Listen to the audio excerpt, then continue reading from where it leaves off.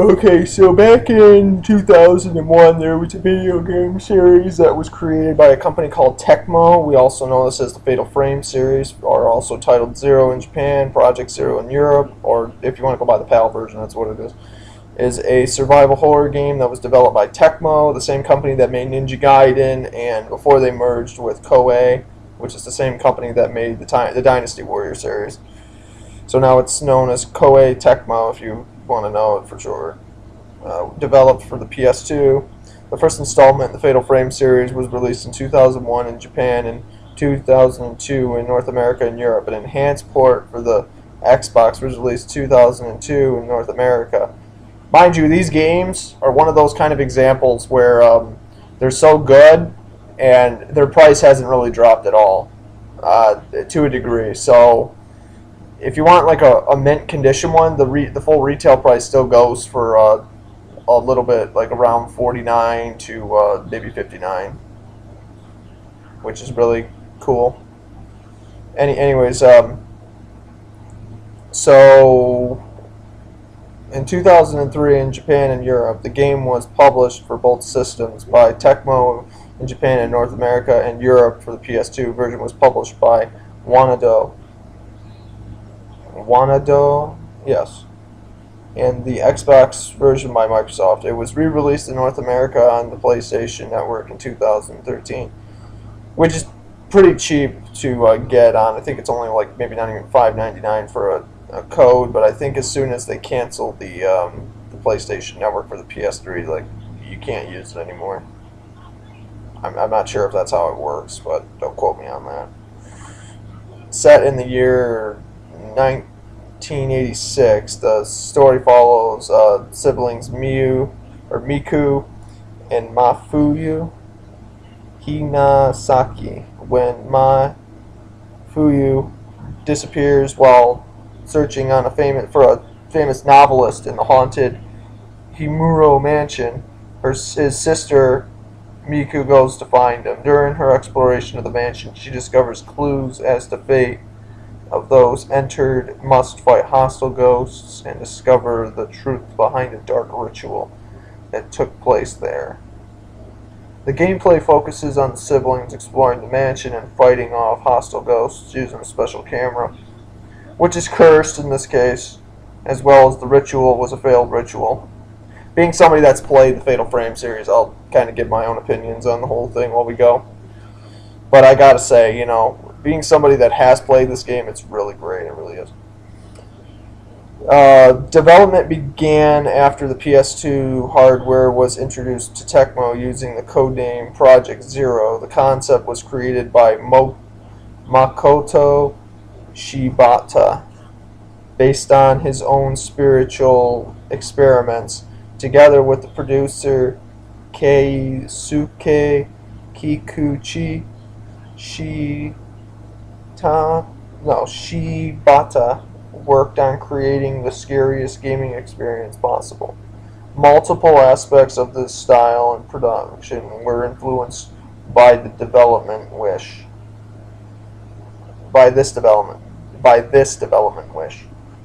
First introduced in 2001 under his title, it was eventually announced to a Western audience territories a month after its Japan release, where it was marketed being based on a true story.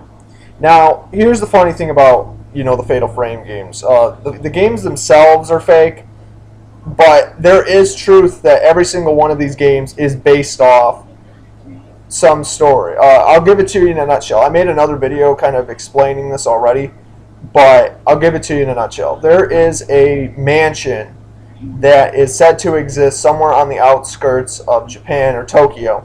Now, another thing that's really interesting about Japan, being somebody that has actually studied their culture for years and being somebody that's actually talked to a lot of people, that not people who just claim to have been there, but people who actually do live there, there is a lot of people that have to understand that as soon as we go over to Japan, there is a lot of stuff over there that, you know, that is regarded as abandoned and even very spiritual to the inhabitants that live over there, or rather so like for example, there's a lot of people that believe that, you know, there were like Japan has a lot of agriculture. You know, some people like to think that, you know, Japan's like overcrowded, and I mean, you know, it is an overcrowded country because, you know, but there are certain areas that are off to the public, or people just don't live there anymore, and they can either be abandoned or just it's just where woods are and all that. And there has actually been a lot of mansions that are said to still be standing.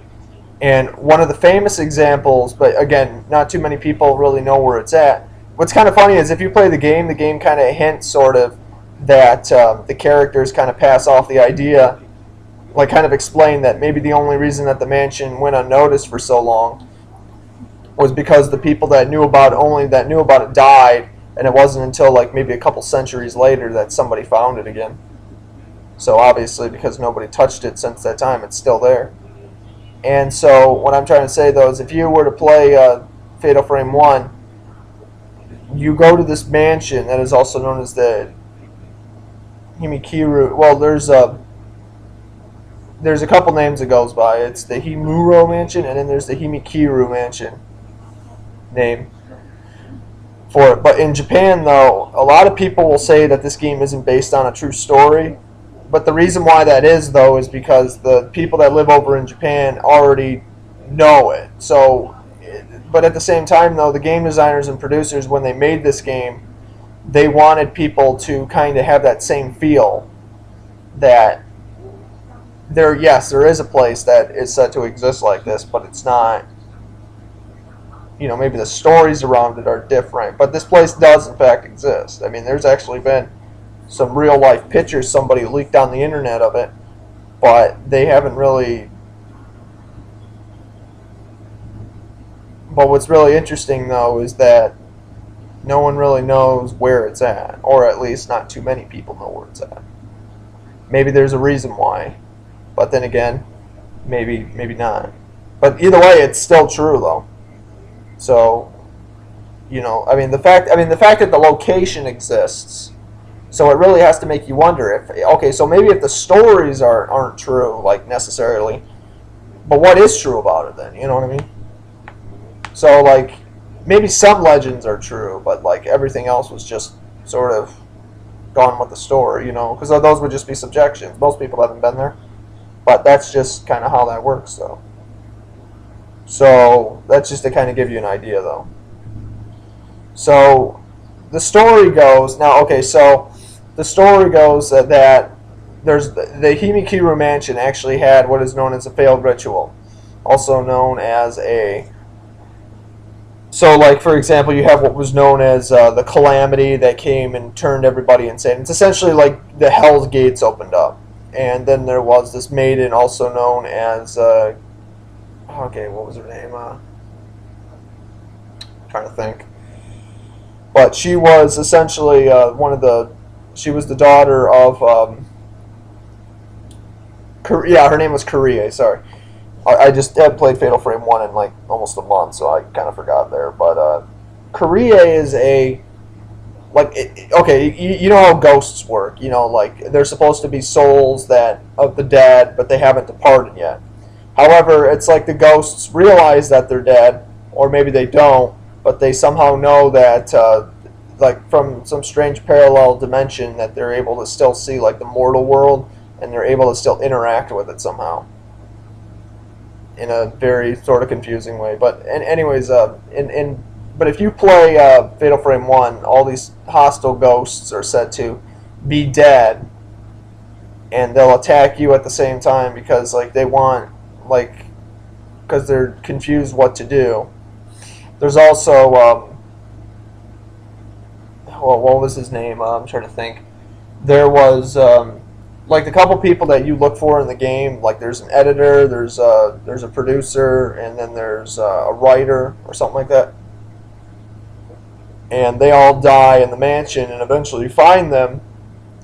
And then there's a lot of other people that had came to the mansion too that had died, but. You really don't know this until after you read the story.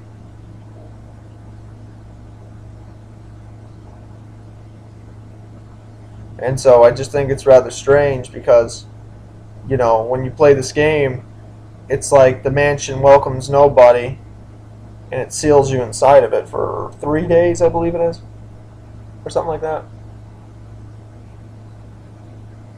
There's the prologue, the first day, the first night, the second night, the third night, and then the final night. But the final night's really, it's essentially like,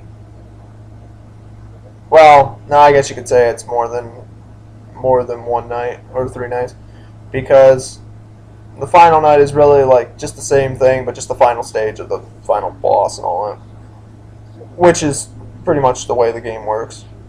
So, really, Kurie is supposed to be like this woman that, because she was sacrificed. And again, all the Fatal Frame games are, this is the element that never really changes. There's a ritual that they killed somebody under some certain situation.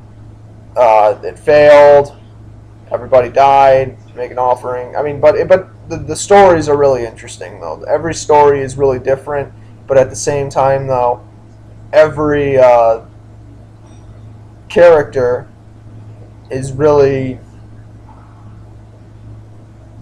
they're just really memorable. Like, these games are really worth playing. They really are. So, in Fatal Frame 1, we know that when, so like, for example, you had what was known as the strangling ritual, then you had the I'm trying to think what else there was. The strangling ritual. I'm trying to think what they call Night 2 in this game. Because in the third night is called Calamity. Or was that the second night? Calamity. Well, either way, the chapters really pretty much tell the story in order. While, of course, you got to solve puzzles.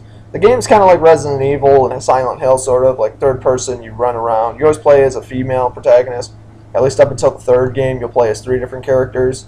And one of them is a male. I forget his name, actually. But Fatal Frame 3 is a very good example of a screwed up game. It really is. But we'll get into that when I do this review. But anyways, development began with the PS2. So anyways, we'll just have to look this up.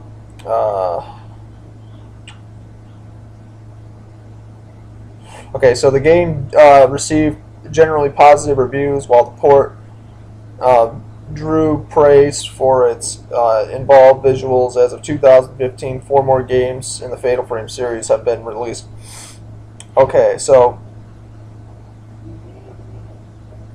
just in case you don't know, developers were Tecmo, publishers were Japan, Tecmo, North America was Tecmo, Europe was Wanado, Microsoft Game Studios for the Xbox. Director was Makoto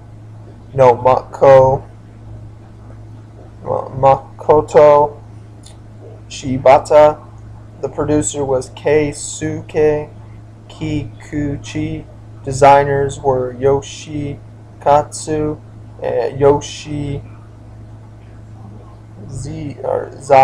Zawa. So Katsumasa and Shimizu.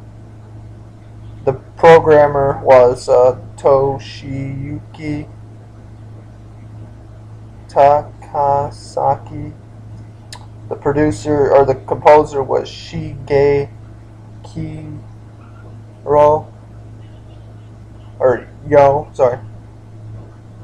Okuda.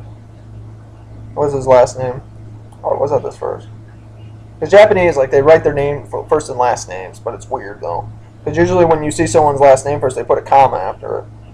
But I don't know if that's their first or last name, though. But that's essentially the people, though. Fatal Frame was a series. Platforms for the first game was the PS2 and the Xbox.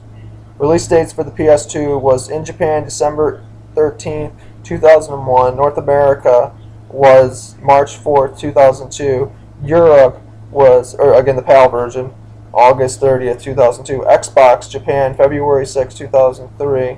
North America, November 22, 2002. Europe, May 2nd, 2003. Genre, survival horror. Mode, single player. Okay, makes sense. Okay, so Fatal Frame Project Zero, okay, this is the gameplay, is a survival horror game that is set within an abandoned Japanese mansion divided into 4 chapters and a prologue, which is 5 in this case, which acts as levels and tutorials retrospectively.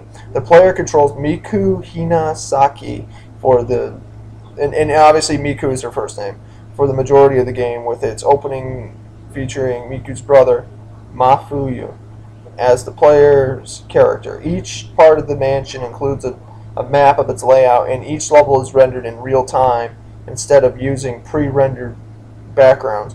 During the navigation, players guide the characters through multiple rooms and with a semi-fixed camera perspective that changes depending on the character's position.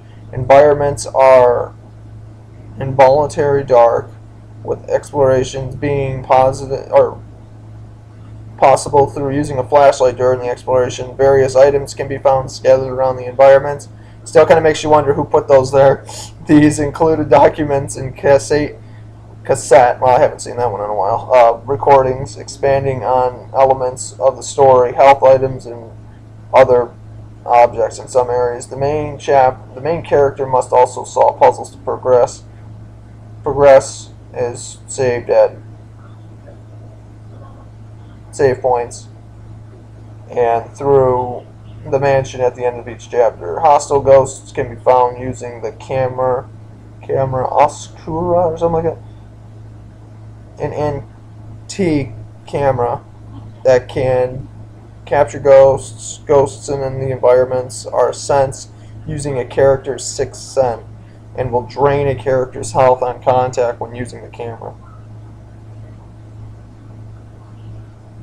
When using the camera will switch to first-person view, and the camera is moving with the. I mean, you can walk with the right analog stick when you're in camera mode. Which is funny because when I first played this game, I didn't really know that until about 1/3 of the game.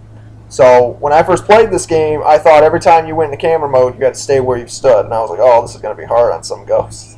But no, that's not how that worked. Actually, you could still. So, holding a ghost in view generates greater damage, but ghosts fade in and out as they approach. A couple other things that are really worth noting about this game. Every ghost has an attack pattern, every ghost is different, and at the same time, though, when you play Fatal Frame 1, the game was actually rated teen for teen in North America. Every other game was rated M for mature. Now, what's really funny is the reason why the game designers were able to get away with some of the stuff in Fatal Frame 1, because there are some things that they really got away with that you just don't. It would definitely not be cut out for a teen game nowadays. So I'm just saying, if you've never played this game before and you're really scared by some stuff, that's just a fair warning that this game will jump out at you with some crazy, just some crazy ass shit. I'll just be honest with you. It got me a couple times. So that's just a heads up. Ghosts fade in and out as much as you approach them. The most damage is dealt when a ghost is very close. The damage is taken and conserved into points, which are used to upgrade the camera for closer reload or greater damage with each shot, or adding secondary powers such as staggering ghosts when shooting them. Ghosts are gathered, also gain points by photo ghosts that appear in the same spot around the mansion. Film, the camera's ammunition can be found through the mansion and to be replenished at a save point. It comes in various grades, with high quality grades dealing higher damage while constantly being rarer. So obviously the way this works is the stronger the film is, the rarer it is. But at the same time, though, if you even on like some nights, you can go back to the same rooms and you'll be surprised that you can find some you'll find items there, but maybe you won't find any like ghosts or anything. So it's always a good idea to go back to like the more of the mansion you explore and the more chapters you go to, there's more items that spawn. So it's always worth the more time you put into the game, the easier it gets. Not saying that the game is too difficult, but it can be if you don't know how to play it. Not to mention, another thing that's really interesting about this game is that if you are very fast with this game, you can beat it in like an hour and like 30-something minutes or something like that. Alright, so I'm back again. Alright, so Project Zero, I gotta think where I left off. Okay, so we get into the story of the game. Okay, the story's set in the year 1986, focused on Miku and Mafuyu Hinasaki, siblings with the ability to see the supernatural events when Mafuyu disappears in the haunted Himuro mansion, searching for his tutor. Let's see here, Junsei Takamine and his assistants. Miku goes in the Himuro mansion. As she explores the mansion, Miku discovers signs that Takamine's party were killed by the mansion's ghost. Finds ropes burns across, appearing on her wrists and ankles. Further exploration through the mansion turns up information on a dark ritual that took place within the Himuro mansion. A shrine maiden was tore apart. And that's another thing I want to mention. The reason why this game literally scared the crap out of me, and I'm not kidding you when I say this, but okay, so Korea, like, another thing that's really interesting about these rituals is they are some of the most brutal things that I have ever seen in any video game, or maybe. And again, mind you, this game is rated teen. They don't show all of it, but they do show that this did happen, though. So if you were to play this game, for example, Korea dies, they tie. Okay, so it's also known as the strangling ritual, so what they do is they take 5 ropes. They tie one around her neck, like her actual head, her left and right arm, her left and right leg. Okay, so 5 ropes. And then they proceed to pull in 5 different directions, and until her head snaps off, her legs snap off, and as well as her right and left arm snap off. Yeah, I know, that's pretty brutal. So if you were to sit down and play this game, you would actually find out that the game actually was implying that, what would have to do is they'd have to sacrifice a maiden, and then they would take the robes, and then they would offer it to the gates of hell, and then would see if the game if they would be happy to have all the horror, like the calamity would be prevented, and people would be able to live in peace again every 10 years or something like that. So anyways, what ends up happening, though, is they kill Korea. They find out that the ritual was a failure. They find out why the ritual was a failure, and I mean that in 2 different ways. And they also find out, and then you find out that Korea's ghost comes back. But at the same time, though, you find there's 2 different Koreas. There's her pure, think of it like Fear. If you've ever played the Fear series, Alma Wad is a good example, a perfect example. There's times when Alma Wad will appear there's 3 different versions of her, but it's the same Alma Wad. There's one she was 7, 16, and 26 or something like that. 19, 26, I forget exactly. But I think that's how it goes, though. But anyways, she was able to manifest into different versions of ghosts that do that. And there was another good example. If you were to play Fatal Frame 1, you would find out that there's 2 different versions of Korea. There was one when she was 7 years old, her pure form, and she helps Miku out. But then there's also her 17-year-old self, and she's like the evil, corrupted version, trying to kill everybody because she wants them to suffer the same way that she did. Is essentially the way and again, these games do a really good job explaining this stuff, but you have to find all these records and all that. But you can just look it up on the internet if you don't believe me. Anyways, what ends up happening, though, is I'm trying to forget where I left off.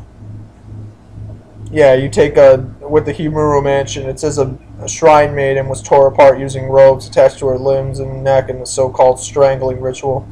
Then the ropes that killed them were used to seal the hell gates, a portal to the afterlife that keeps a dark force known as the malice from entering and enabling the dead to escape into the real world.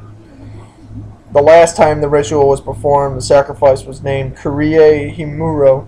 Shortly took her life after the ritual. The reason the ritual failed, however, she fell in love with a visitor to the mansion. And they'll make this perfectly clear. This lingering connection to the living world caused the ritual to fail. Because what they did was they were supposed to seal her off for like 5 or 6 years, and there were certain people that would look after her for whatever certain reason, because they wanted to make sure that she would, everything was fine. But at the end of the day, what was really interesting, though, was, she was supposed to have no connection at all to anybody. Otherwise, because she was supposed to leave this world without feeling wanting to come back. So Hell probably wanted like another example of somebody that would literally, just side with them and like not come back. But like as soon as Kurie found out there was a reason she wanted to live, this whole thing wasn't really going as planned as she wanted to. So what ended up happening was the ritual was a failure because it didn't satisfy Hell. It wasn't what they wanted, the demons. So what ends up happening is you find out that you find out that the reason why it failed was because she had connections with somebody else and feelings, and she understood like life's meaning rather than just giving up her life and then that was it. She was just killed by someone else. So obviously when she died, she came back as a ghost, and of course, because of strong vengeance, she became even more powerful than she was now, and because of this, no one really could stop her, not even the family master and all that, which was the owner of the Himuro mansion and her father, essentially. So, let's say, so was pretty much caused because she fell in love with someone. It says the lingering connection to the real world. The lingering connection to the real world caused the ritual to fail about the malice to leak out and killing everybody in the Himuro mansion and causing the ghosts to remain there and attack anyone who explored there. Fuyu was captured by Kurie due to his resemblance to her lover, which is not really uncommon. I mean, if you'll see a lot of flashbacks in the game, and even in the flashbacks, you can see like they're two different people. Fuyu actually looks very identical, which is really interesting, but it's not him though. Miku finally reaches the chamber of the Hell Gates, where she confronts Kurie's corrupt spirit. With her spirit calm during an artifact called the Holy Mirror, Kurie accepts her duty as the Rope Shrine Maiden, keeping the malice at bay for eternity. Because what she does is she hangs herself, sort of, so that way the gates can't open all the way. It's really interesting, it really is. The ending then diverges depending on the game's difficulty in the normal ending, which can only be achieved by beating normal mode, obviously. Because in Fatal Frame 1, I don't know about the remakes, but I've only played the PS2 version. But in Fatal Frame 1, though, you'll see that there is there's two different difficulties. There's normal mode and then there's nightmare mode. So Mafuyu stays with Kurie to keep her spirit company, while Miku escapes the mansion. In hard mode, Kurie convinces Mafuyu to escape with his sister. In both endings, the spirits trapped in the mansion are freed, while Miku loses her sixth sense. A third ending, exclusive to the Xbox version, sees the spirits of Kurie's lover returning to her, while Miku and Mafuyu escape. According to the staff, the first ending is canon and leads into the events of the third game. So, normal So the reason they did that was because I guess they knew that a lot of people only played the PS2 version at the time. I don't know how many. I don't know the sales. I mean, again, I know sales aren't the most important thing in here, but again, you know, they kind of are at the same time. Because again, if not too many people played it, maybe not too many people played the Xbox remake. So I couldn't tell you, because I know a lot of people played the PS2 more than they played Xbox. So development. The concept for the game came to the future director Makoto Shibata shortly after he finished the work on Tecmo's description of Invitation to Darkness, which is another game I never really tried. The concept came to Shibata inspired by his own dreams and encouragements. Again, this is something that Asia comes up with, so I'd understand them to do this. With that, he felt with the supernatural occurrences, development began with the PS2 hardware was first introduced to Tecmo under the code name Project Zero. One of the things they drew inspiration from was the positive reception of polygon characters in Silent Hill, using this as a step further to create the sense of using, because I think, if I'm not mistaken, that should also be the guy who created Silent Hill, is the guy who created Fatal Frame. I haven't looked it up yet, but if that is the case, though, I wouldn't be surprised.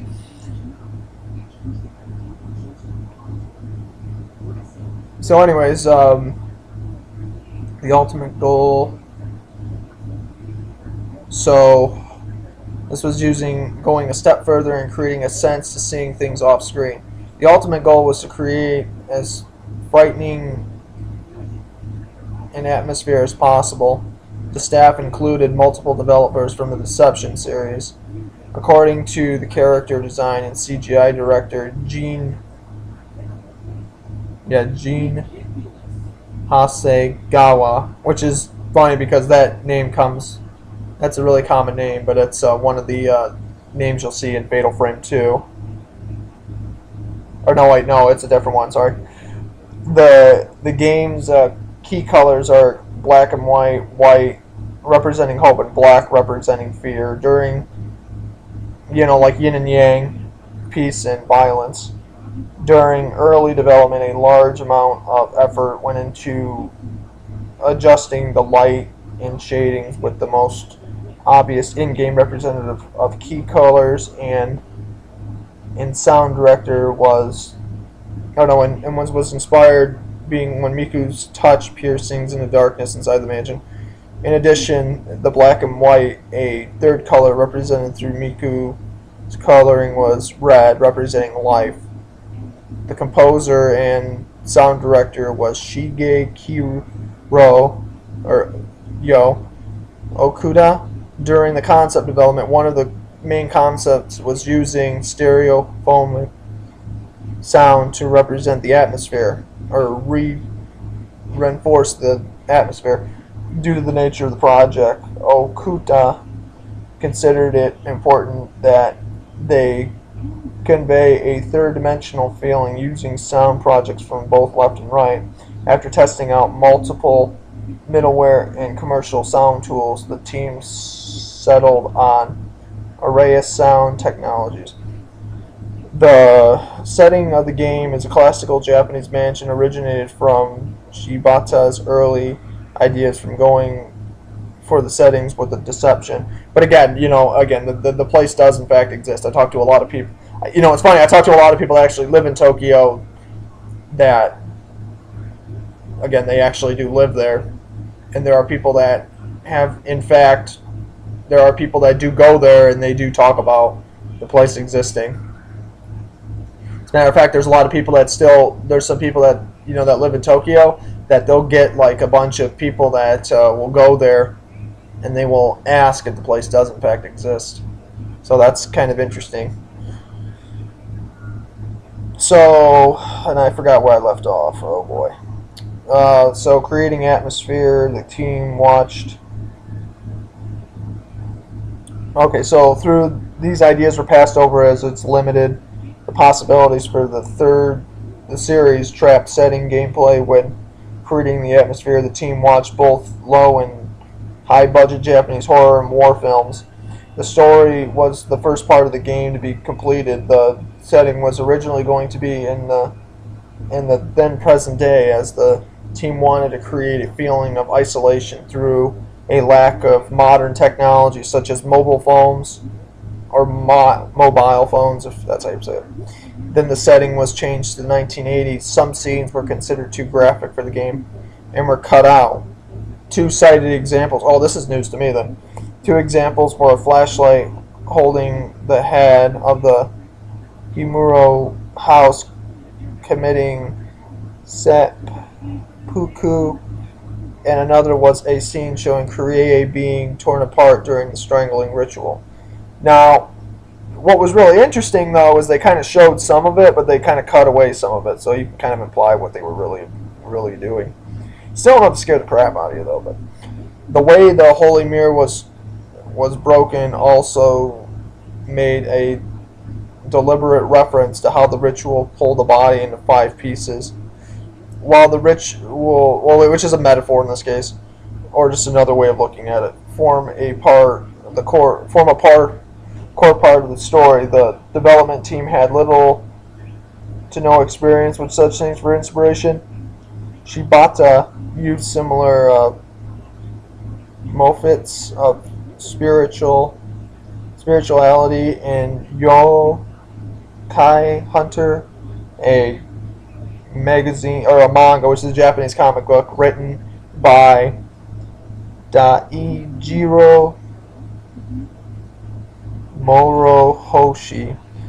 The camera Ascura was not in the initial discussions between Shibata and Kikuchi, with the original idea being that ghosts would be avoided and repelled by light. Additionally, they came to a type of offensive power which resulted in the camera's creation. Kikuchi was intentionally opposed to the idea, but saw that it fitted very well into the game's context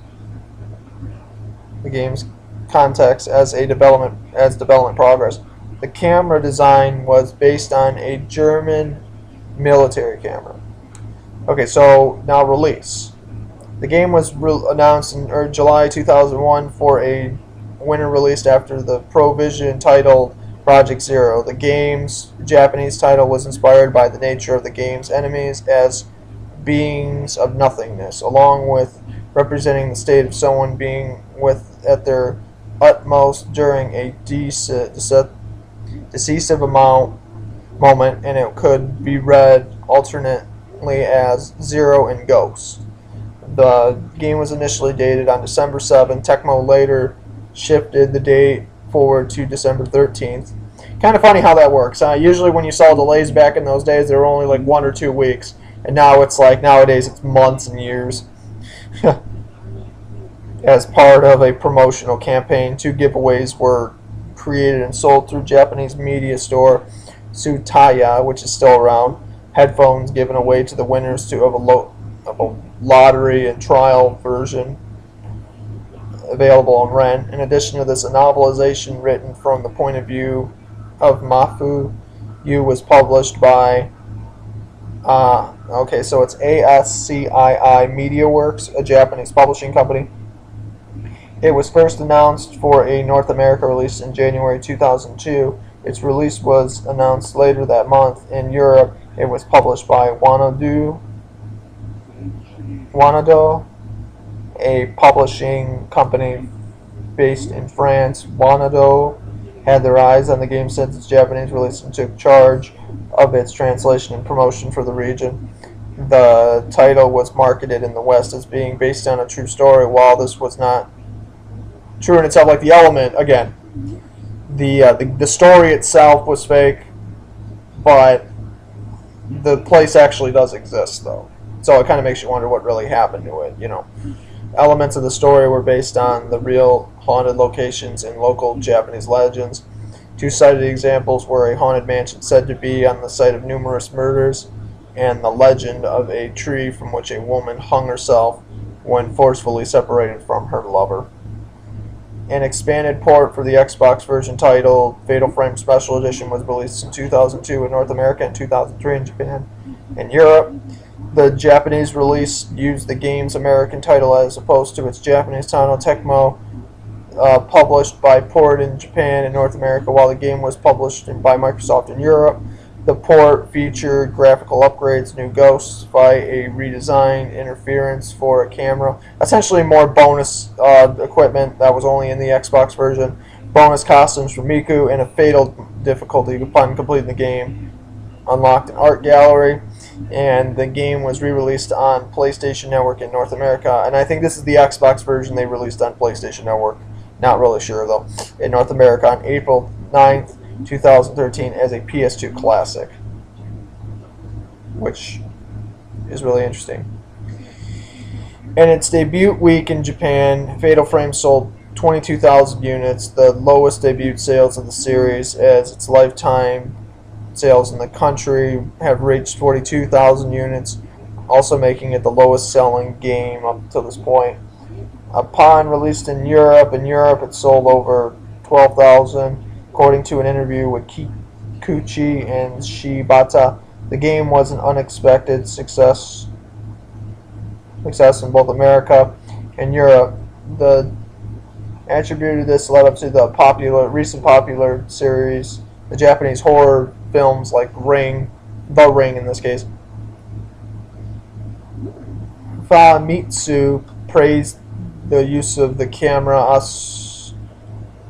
obscura and creating in a sense of tension in combination with the sound and visual design. IGN's David Smith, while noting some difficulties with the controls. I'm going to be honest with you, I've played the games myself. The controls, again, reviews are usually bought and paid for. It's really hard to tell who's really being honest and really who's just full of shit. But no offense to the people, it's probably just the upper management making them lie.